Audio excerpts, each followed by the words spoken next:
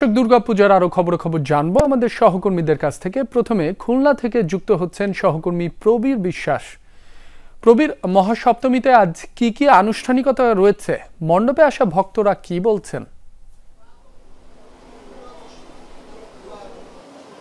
রাব্বি, আপনি জানেন আজকে দুর্গাপূজার দ্বিতীয় দিন মহাসপ্তমী, এবং এই দিনটা একটি বিশেষভাবে দেবীকে পূজা করা হয়, কারণ শাস্ত্রমতে দেবী আজকেই অর্থাৎ মহাসপ্তমী তিথিতে কৈলাস থেকে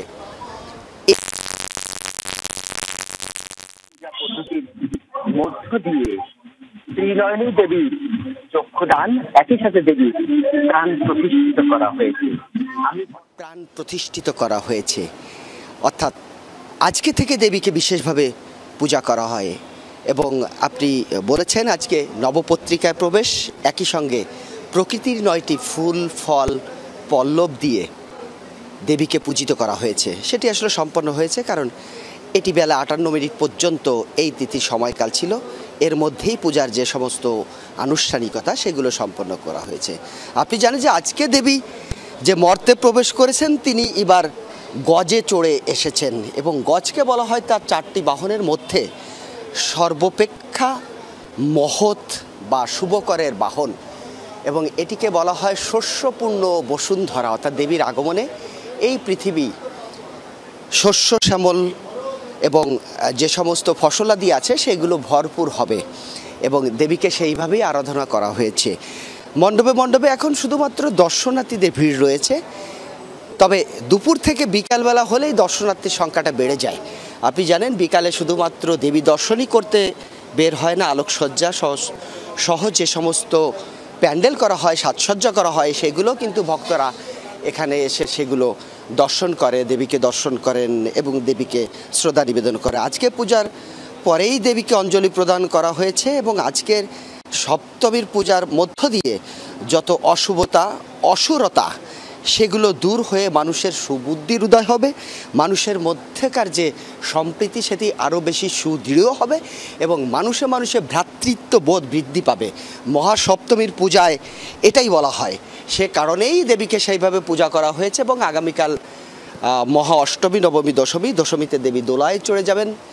তার আগ পর্যন্ত দেবীর কাছে ভক্তকুল আশীর্বাদ চেয়ে রাখবেন, দেবী যাতে সন্তুষ্ট হয়, আগামী একটি বছর যাতে এই ধরাধামে তার ভক্ত যারা থাকবে, যাদেরকে রেখে তিনি চলে যাবেন, তারা যেন ভালো থাকে, ভক্তকুল কিন্তু সেটাই দেবীর কাছে প্রত্যাশা করে। রাব্বি। প্রবীর, আপনাকে ধন্যবাদ। আপনার মাধ্যমে খুলনার খবরাখবর জানছিলাম। এ পর্যায়ে রাজশাহীতে দুর্গোৎসবের খবরাখবর জানবো। যুক্ত হচ্ছেন সহকর্মী তারেক মাহমুদ।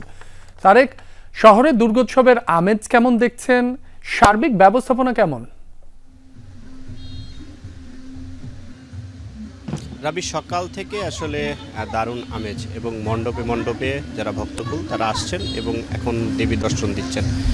সকাল থেকে আমি রাজশাহীর মণ্ডপগুলোতে যেমনটি দেখেছি যে মণ্ডপে মণ্ডপে চণ্ডী এবং মন্ত্রপাঠের মাধ্যমে পূজা এবং দেবী দর্শন, দেবীর পায়ে ভক্তদের অঞ্জলি প্রসাদ এবং প্রসাদ গ্রহণের মধ্য দিয়ে যে সপ্তমী পূজার যে আনুষ্ঠানিকতা সেটি আজকে শুরু হয়েছে, এবং ভক্তদের দুঃখ কষ্ট দূর করতে চলতি বছর দেবী দুর্গা এসেছেন গর্জে চড়ে।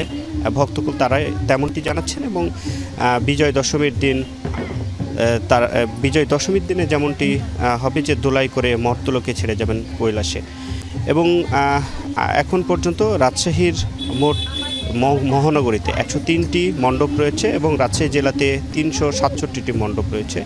এই শারদীয় দুর্গা উৎসব সেই মণ্ডপগুলোতে অনুষ্ঠিত হচ্ছে, এবং আমি যতটুকু দেখছি যে পুরোহিতরা বলছেন যে সুখ সমৃদ্ধি শান্তি কামনায় যে ভক্তরা তারা সকাল থেকে পূজা অর্চনার মাধ্যমে তারা কিন্তু এই প্রার্থনা করছেন, এবং দেবী দুর্গাকে আসন বসন নৈবেদ্য পুষ্পমাল্য করে ধূপ এবং দীপ দিয়ে তারা পূজা করছেন।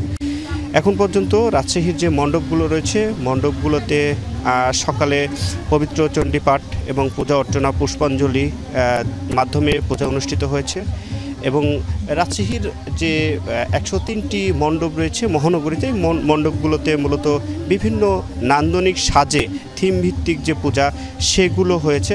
ভক্তকুল তারা পরিবার পরিজন ছোট বড় সবাই কিন্তু আসছেন, এবং মণ্ডপগুলোর সকাল থেকে ঘুরে দেখছেন।